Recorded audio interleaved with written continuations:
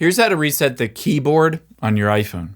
Now, if you're having issues with the keyboard on your iPhone, you need to do two things to be able to reset it. And both of those things are in the Settings app of your iPhone. So just open up the Settings app and tap on Search at the bottom.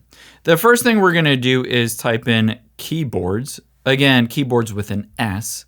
And just tap on keyboards at the top. After you've done that, select keyboards at the top again and tap add a new keyboard.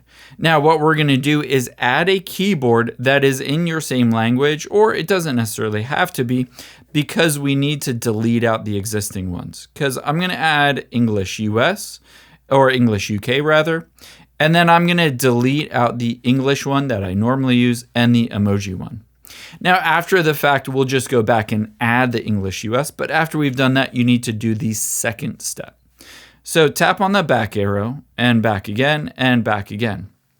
And then from the search screen, we're going to next just type in reset. You can see it gives you lots of options to be able to reset. You're going to scroll down and find where it says reset your keyboard dictionary. So just choose that and then tap on reset. And again, reset keyboard dictionary.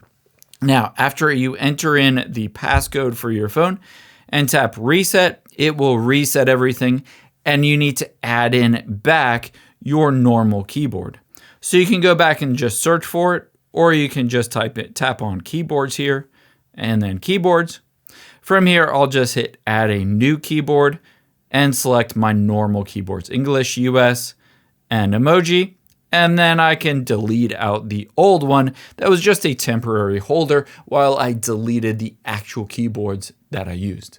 I hope this helps. If you enjoyed this video, check out the video over to my right. I think you really like that too. And thanks for watching.